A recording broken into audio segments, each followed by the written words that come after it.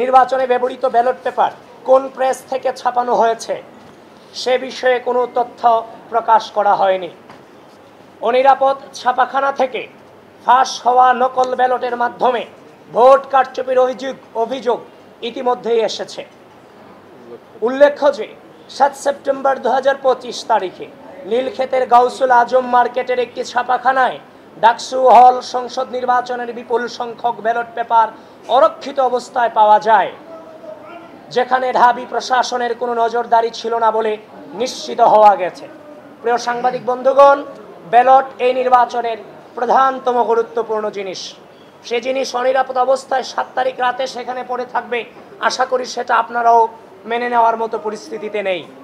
এবং আমরা সে অভিযোগ নির্বাচনের দিন পেয়েছি, এবং যিনি সেদিন তিনিও নির্বাচন করেছিলেন, যিনি সেখানে ছিলেন, তার বুকমার্ক আনতে গিয়ে সারেজমিনে সেখানে যিনি উপস্থিত ছিলেন এবং যিনি সে ছবি তুলেছিলেন, ব্যালট পেপারের ছবি তুলেছিলেন, তিনিও আজকে সংবাদ সম্মেলন আমাদের সামনে উপস্থিত আছেন।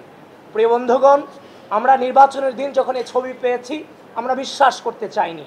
নানান বাস্তবতার কারণে কিংবা ব্যস্ততার কারণে আমরা সেটাকে এড়িয়ে গিয়েছিলাম, কিন্তু পরক্ষণেই যখন দেখতে পেলাম তার নিজ হাতে ছবি তোলা এই যে ব্যালট পেপারের ছবি, এবং যে আঙ্গুল দেখছেন সে আঙ্গুলও কিন্তু সেই ছেলেটারই আঙ্গুল। এবং সেখানে আমরা সেই ফোন থেকে আমরা আইফোনে ছবি তোলা, সেখানে 7 সেপ্টেম্বর 2025 রাত 12:57 AM লেখা আছে। সুতরাং এটাকে ভুল প্রমাণিত করার কোনো সুযোগ আমাদের হাতে কিংবা আপনাদের হাতে নেই।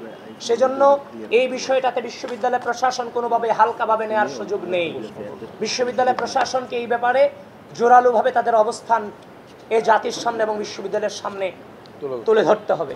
ভোটারকে নির্দিষ্ট প্যানেলের পক্ষে ভোট দেয়া ব্যালট পেপার সরবরাহ এবং ভোটার উপস্থিত হবার আগেই ভোটার তালিকায় উপস্থিতির স্বাক্ষর দিয়ে দেয়া সহ নানাবিধ জালিয়াতির সংবাদ নির্বাচন চলাকালীন সময়ে গণমাধ্যমে প্রকাশিত হয়েছে। বিভিন্ন কেন্দ্রে ভোটার উপস্থিতি ও ভোট প্রদানের হার অসামঞ্জস্যতা পরিলক্ষিত হওয়ায় বাংলাদেশ জাতীয়তাবাদী ছাত্রদল সমর্থিত প্যানেলের প্রার্থীরা সহ অধিকাংশ প্যানেল এবং একাধিক স্বতন্ত্র প্রার্থী ইতিমধ্যেই ভোটার উপস্থিতির তালিকা এবং ভোট কেন্দ্রের সিসিটিভি ফুটেজ চেয়ে ঢাকা বিশ্ববিদ্যালয় প্রশাসন বরাবর আবেদন করেছেন, কিন্তু ঢাবি প্রশাসন সে বিষয়ে বারবার আশ্বাস দিলেও কার্যকর কোনো পদক্ষেপ গ্রহণ না করে কালক্ষেপণ করে চলেছেন। 2019 সালের সর্বশেষ ডাকসু হল সংসদ নির্বাচনে ব্যালট পেপারে ক্রমিক নং না থাকায় ছাত্রলীগ নীরবে ভোট কারচুপির সুযোগ তৈরি করতে পেরেছিল, কিন্তু দুঃখজনকভাবে এবারের নির্বাচনে ব্যবহৃত ব্যালট পেপারেও কোনো ক্রমিক নম্বর ছিল না। এছাড়াও ছাপানো ব্যালট পেপারের সংখ্যা, ভোট কেন্দ্রে সরবরাহকৃত, ব্যবহৃত এবং বাতিল হওয়া ব্যালট পেপারের সংখ্যা এবং ভোট গ্রহণ শেষে ফেরতকৃত ব্যালট পেপারের সংখ্যা এখনো পর্যন্ত কোথাও প্রকাশ করা হয়নি। এমনকি বারবার জানতে চাওয়ার পরেও এ সংক্রান্ত তথ্যাদি কেন্দ্রে দায়িত্বরত পুলিং এজেন্টদেরকে জানানো হয়নি। ফলাফল প্রকাশের পর উল্লেখিত অভিযোগগুলো নিয়মানুসারে চিফ রিটার্নিং অফিসার বরাবর দায়ের করতে গেলে তিনি এসব বিষয়ে ঢাবি প্রশাসনের সাথে যোগাযোগের পরামর্শ দেন। পরবর্তীতে ব্যালট পেপার সংক্রান্ত ইস্যুতে একাধিক প্রার্থী ও পুলিং এজেন্ট কর্তৃক যথাযথ প্রক্রিয়া অনুসারে অভিযোগ দায়ের করার পরও ঢাবি প্রশাসন তদন্তের মাধ্যমে প্রয়োজনীয় ব্যবস্থা গ্রহণ না করে নানা অজুহাতে কালক্ষেপণ করে চলেছেন। প্রিয় সাংবাদিক বন্ধুগণ, আমরা তাদেরকে যথেষ্ট সময় দিয়েছি, আমরা তাদের কাছ থেকে সময় নিয়েছি, এর প্রক্রিয়ার মধ্য দিয়েই কিন্তু সময় নিয়েই আপনাদের সামনে উপস্থিত হয়েছি। এই নির্বাচনের দিন থেকে শুরু করে পরবর্তী সময়ে যেই ধরনের অসামঞ্জস্যতা আমরা দেখেছি, আমরা ইচ্ছা করলেই রাজনৈতিক যে সংস্কৃতি বাংলাদেশের ছিল, বিভিন্ন কারচুপি হওয়া এবং নেগেটিভ রেজাল্ট আসার পরে বিভিন্ন আন্দোলন করা, আপনারা আমাদেরকে জিজ্ঞাসা করেছিলেন যে আমরা কোনো আন্দোলনে যাব কিনা, কোনো প্রকার মিছিল মিটিং কিংবা অবরোধে যাব কিনা। আমরা বলেছি আমরা প্রক্রিয়া অনুসরণ করে আমরা সামনে এগুচ্ছি, অতি দ্রুতই আপনারা আমাদের অবস্থান সম্পর্কে জানতে পারবেন। সুতরাং আমরা কিন্তু পূর্বের রাজনৈতিক সংস্কৃতি থেকে বেরিয়ে এসে ধৈর্যের পরিচয় দিয়েছি এবং একটি প্রক্রিয়া অনুসরণ করে বিশ্ববিদ্যালয় প্রশাসনের সাথে এবং আপনাদের সম্মুখে আজকে আসা সম্পূর্ণ প্রক্রিয়া অনুসরণ করে আমরা এখানে এসেছি। এজন্য বাংলাদেশ জাতীয়তাবাদী ছাত্র দলকে আমি ধন্যবাদ জানাতে চাই যে তারা ধৈর্য ধারণ করেছে এবং পূর্বের যে রাজনৈতিক সংস্কৃতি সেটা থেকে বেরিয়ে এসে নতুন বাংলাদেশের নতুন রাজনৈতিক সংস্কৃতি প্রচলনে তারা গুরুত্বপূর্ণ ভূমিকা রেখেছে। 3, 4 ডাকসু নির্বাচন অনুষ্ঠিত হবার 4 দিন পর তথা 13 সেপ্টেম্বর 2025 শনিবার ঢাকা বিশ্ববিদ্যালয় প্রশাসন কর্তৃক প্রকাশিত বিজ্ঞপ্তি অনুসারে ভোট গণনা মেশিন এবং সফটওয়্যারের নির্ভুলতা ও বিশ্বাসযোগ্যতা যাচাইয়ের সময় নির্দিষ্ট কয়েকজন শিক্ষক ও টেকনিশিয়ান উপস্থিত থাকলেও ভোটার ও প্রার্থীদেরকে এই বিষয়ে মোটেও অবহিত করা হয়নি। ভোট গণনার বিষয়ে ইতিমধ্যেই নানান অভিযোগ বিতর্ক সামনে এসেছে, কিন্তু একটি কার্যকর গণনা প্রক্রিয়া নিশ্চিত করা গেলে এই ধরনের বিতর্ক তৈরি হতো না। 5, প্রত্যেক প্রার্থীর কাছ থেকে প্রতিটি কেন্দ্র থেকে একজন করে পুলিং এজেন্ট নেওয়ার বিজ্ঞপ্তি প্রকাশ করলেও ভোটের আগের রাতে পুলিং এজেন্টদের তালিকা প্রকাশ করা হয়, যেখানে প্রার্থীদের প্রস্তাবিত বিভিন্ন কেন্দ্রের পুলিং এজেন্টদের বাদ দেওয়া হয়। কোন প্রক্রিয়ার মাধ্যমে পুলিং এজেন্টদেরকে বাছাই করা হয়েছে তা প্রকাশ করা হয়নি। 6, ভোট গ্রহণের আগে পুলিং এজেন্টদেরকে আইডি কার্ড সরবরাহ করার কথা থাকলেও তা যথাসময়ে সরবরাহ করা হয়নি, যার কারণে অনেক পুলিং এজেন্ট যথাসময়ে ভোট কেন্দ্রের সম্মুখে উপস্থিত হয়েও ভোট কেন্দ্রে প্রবেশ করতে পারেনি এবং অনেক ভোট কেন্দ্রে পুলিং এজেন্টের অনুপস্থিতিতে পক্ষপাত দুষ্ট অবস্থায় ভোট গ্রহণ শুরু হয়। 7, একটি নির্দিষ্ট প্যানেল বাদে সকল প্রার্থী ও প্যানেলকে জানানো হয়েছিল যে 8টি ভোট কেন্দ্রে ভোট গ্রহণ হবে, কিন্তু ভোট গ্রহণের দিন দেখা যায় যে 8টি ভোটিং এরিয়ায় মোট 18টি ভোট কেন্দ্রে ভোট গ্রহণ করা হচ্ছে, যে কারণে ওই নির্দিষ্ট প্যানেল ব্যতীত আর কোনো প্রার্থী বা প্যানেল 18টি কেন্দ্র অনুসারে পুলিং এজেন্ট নিয়োগ করতে পারেনি। 8, ডাকসু হল সংসদ নির্বাচনে কোন প্রক্রিয়া অনুসরণ করে পুলিং অফিসার নিয়োগ দেওয়া হয়েছে সে বিষয়ে অস্পষ্টতা রয়েছে। চিফ রিটার্নিং অফিসার কর্তৃক পুলিং অফিসার নিয়োগ করার কথা থাকলেও তাদেরকে ঢাকা বিশ্ববিদ্যালয় প্রশাসন কর্তৃক নিয়োগ দেওয়া হয়েছে বলে তিনি জানিয়েছেন। নির্বাচনী আচরণবিধি সম্পর্কে ন্যূনতম ধারণা না থাকায় অধিকাংশ পুলিং অফিসার নির্বাচনী আচরণবিধি সম্পর্কে সাংবাদিকদেরকে ভুল তথ্য দিয়ে প্রার্থীদের বিরুদ্ধে আচরণবিধি লঙ্ঘনের ভুয়া অভিযোগ তুলে নির্বাচনকে প্রভাবিত করেছেন, যার ভুক্তভোগী আমি নিজে, সেটা আপনারা অবশ্যই জানেন। আমি যখন টিচার্স ক্লাবে সকালে যখন প্রবেশ করি, রিটার্নিং অফিসার যিনি সেখানে ছিলেন তার অনুমতিক্রমে এবং তিনি দায়িত্ব নিয়ে আমাকে সেখানে প্রবেশ করিয়েছেন এবং বিভিন্ন বুথগুলো আমাকে দেখিয়েছেন। কিন্তু দুঃখজনক হলেও কিছুক্ষণ পরেই আমি শুনতে পাই যে বিভিন্ন পত্রিকাতে ছয়লাভ হয়ে গেছে যে ছাত্রদলের মনোনীত ভিপি প্রার্থী তিনি আচরণবিধি লঙ্ঘন করে ভোট কেন্দ্রে প্রবেশ করেছেন। আপনাদের মেইন স্ট্রিম মিডিয়াগুলোকে পর্যন্ত বিভ্রান্ত করতে বাধ্য করেছে। মানে ব্যাপারটা এমন দাঁড়িয়েছে যে আগে ছাত্রলীগ ভোট কেন্দ্র দখল করত, ছাত্রদলের ভিপি প্রার্থী জোর করে ভোট কেন্দ্রে প্রবেশ করেছে, যে যেখানে আছেন আপনারা সবাই আসুন, ভোট দান করুন, ছাত্রদলকে প্রতিহত করুন। ব্যাপারটা ওরকমই ছিল এক প্রকার।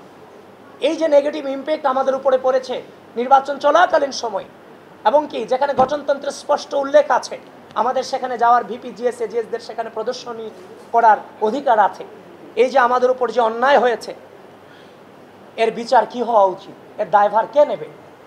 এই পরিকল্পিতভাবে প্রতিটি স্তরে স্তরে আমাদেরকে এভাবে বাধার সম্মুখীন করা হয়েছে। শুধু এটা নয়, এই পুলিং অফিসাররা ভোট কেন্দ্রের সামনে 41 জন প্রার্থীকে ভোট দেওয়া তো এটা সহজ কোনো ব্যাপার নয়। 41টা ব্যালট পেপার কি কোনোভাবেই মনে থাকবে? থাকবে না। তো আমাদের যে ব্যালট পেপারগুলোর নাম্বারগুলো দিতে গিয়েও এই পুলিং অফিসাররা আমাদেরকে বারবার মবেশ স্বীকার করেছে। সুতরাং এই দায়ভার কার? এটা পরিকল্পিত ছিল। 9, নিরাপত্তা ও ভোট সংশ্লিষ্ট দায়িত্বে থাকা কতিপয় অতি উৎসাহী বিএনসিসি রোভার স্কাউট ও গার্লস গাইড সদস্যের ভূমিকা ইতিমধ্যেই প্রশ্নবিদ্ধ হয়েছে।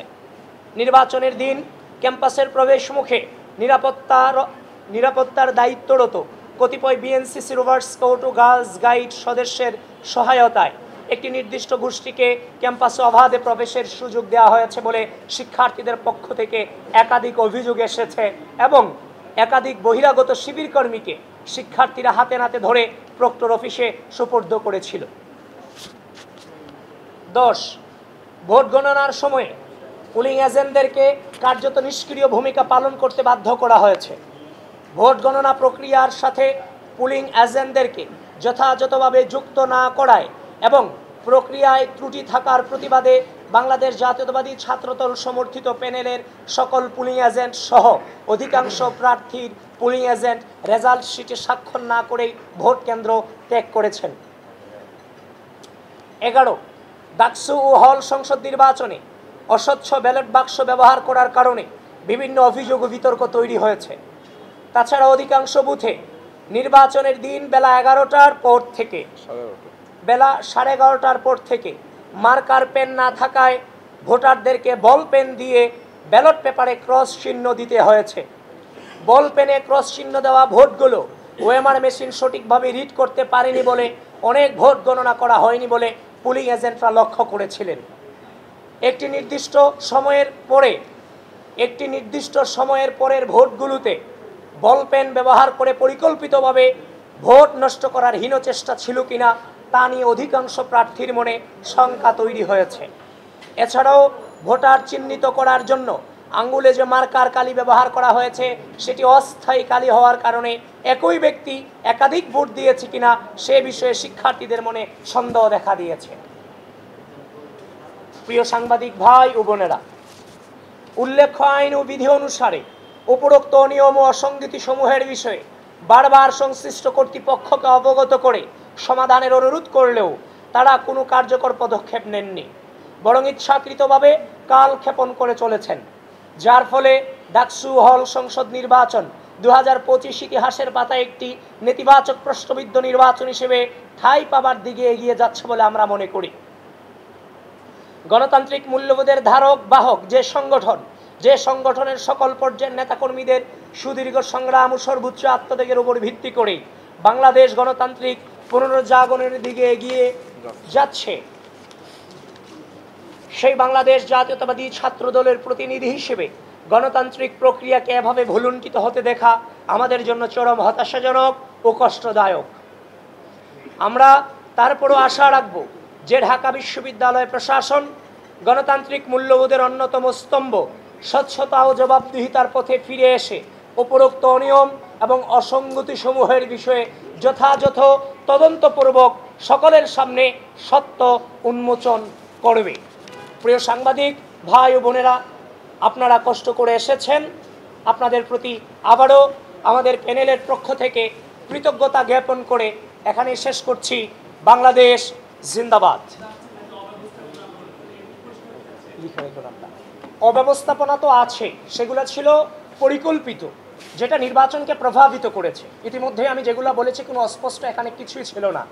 তাছাড়া ঘোরতর যে অভিযোগটা, ঢাকা বিশ্ববিদ্যালয়ের ব্যালট পেপারকে আপনি কোনোভাবেই গাউসুল আজমের নিচতলায় অরক্ষিত অবস্থায় রাখতে পারেন কিনা সে প্রশ্ন আপনাদের মধ্য দিয়ে বিশ্ববিদ্যালয়কে এবং গোটা জাতিকে, ঢাকা বিশ্ববিদ্যালয়ের প্রশাসনকে আমি করছি। এবং কোনো ক্রমিক নম্বর এই ব্যালট পেপারে ছিল না, এবং এই যিনি আছে যে এই ব্যালট পেপার ওইখানে অরক্ষিত অবস্থায় থেকেছে, সেখানে সিসি ফুটেজ আছে, সেগুলোকেও আপনারা কালেক্ট করেন।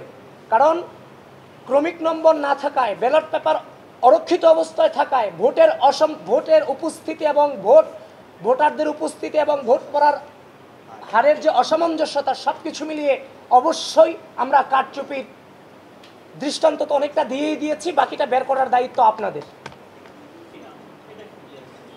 দেখেন, পরের দিন আসার কথা যেটা বলেছেন, এখন আমি যদি কোনো জিনিসে প্রপারলি তদন্ত ছাড়া আপনার সামনে আসি, এটা কি কোনোভাবে আপনিও মেনে নেবেন?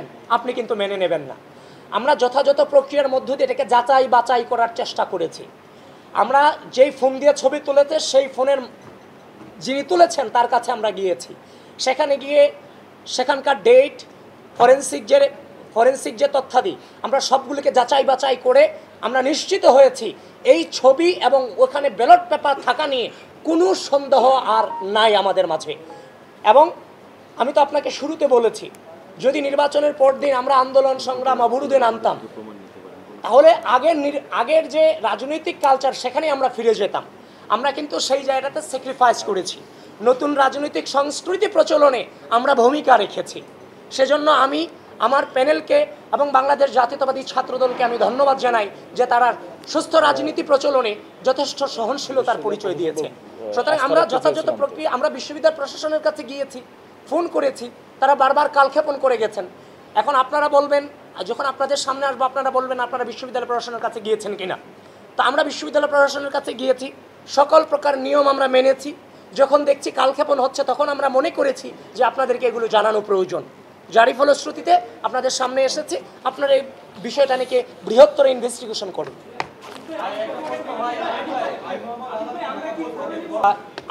আমাদের যে দায়িত্ব ছিল, আমরা প্রার্থী হিসেবে যে অসঙ্গতিগুলো পেয়েছিলাম, প্রার্থী হিসেবে যেমন আমার দায়িত্ব, ঢাকা বিশ্ববিদ্যালয়ের ভোটার হিসেবে ঢাকা বিশ্ববিদ্যালয়ের শিক্ষার্থীদের একজন ভোটার হিসেবে তারও দায়িত্ব আছে।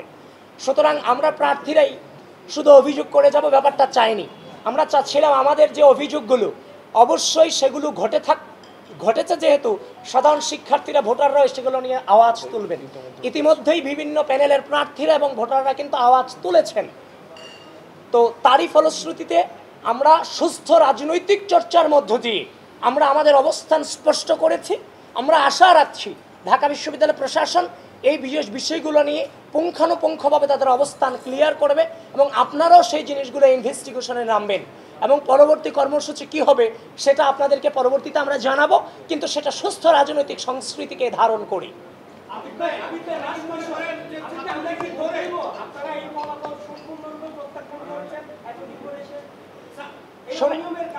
আমি বলি, ফলাফল প্রত্যাখ্যান কি প্রত্যাখ্যান না, তার চেয়ে বড় কথা হচ্ছে 2019 সালের যে ডাকসু নির্বাচন হয়েছে, 19 সালে ডাকসু নির্বাচন হয়েছে, সেই নির্বাচনকে নিয়েও কিন্তু এখন পর্যালোচনা হচ্ছে।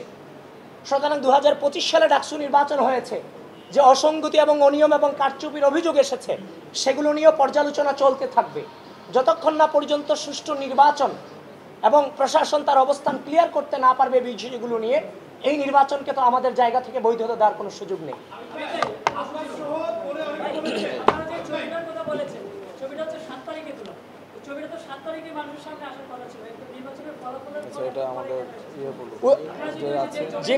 যিনি ছবি তুলেছেন আমি তাকে কথা বলার জন্য আহ্বান জানাচ্ছি। উৎস